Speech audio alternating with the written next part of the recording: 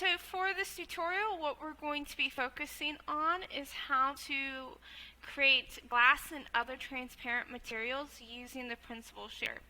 So you can see I have this teapot and I want to make it translucent. So I want to make it see-through.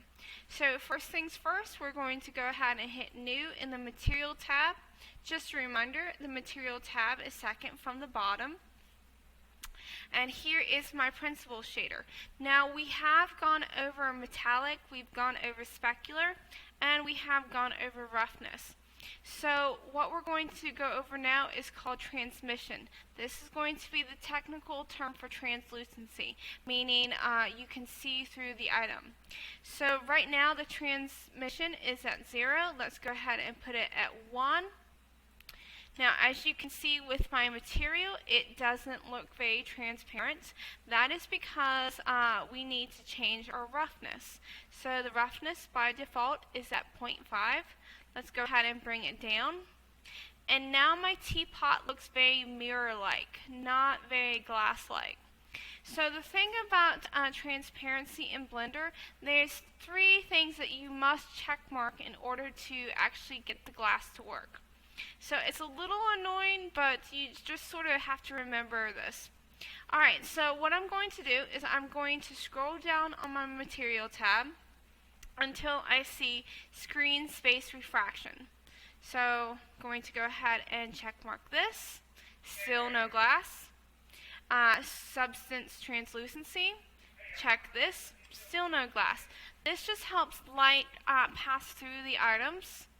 Alright, so you need to do that with the Materials section. So now I need to change my tab to the Render tab. So this is going to be the second one down. Excuse me, first one down. Alright, so what I need to do is I need to go to Subsurface Scattering. Underneath that is Screen Space Reflections. I'm going to check mark that, and then I'm going to check mark Refraction.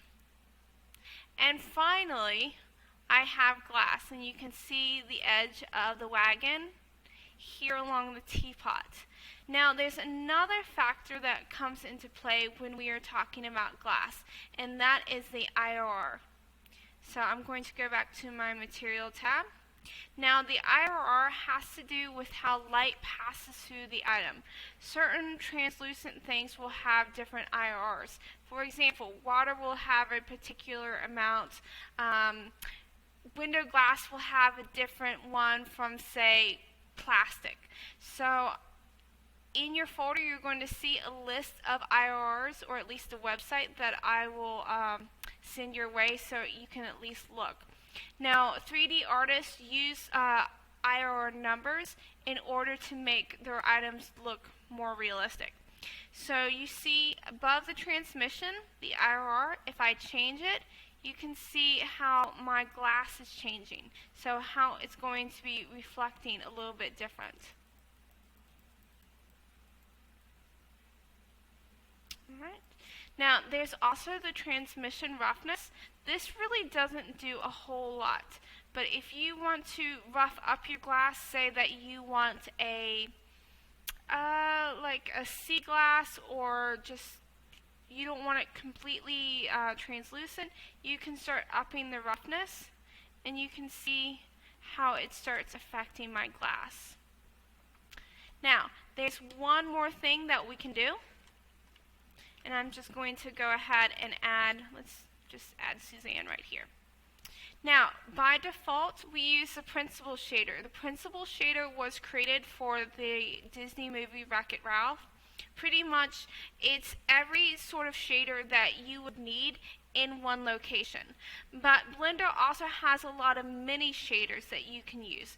And one of those shaders is going to be glass. So I'm just going to show you how to use that. So I have Suzanne, I'm going to hit New, and you can see where it says Surface. This is the shader. By default, again, it's going to be the Principal Shader. But I can also put in glass, and I still need to put in the Screen Space Refraction and the Translucency. Let's go ahead and smooth that up a little bit. And I'm going to bring down the roughness. and this is another type of glass that you can use. Alright, that's it for now.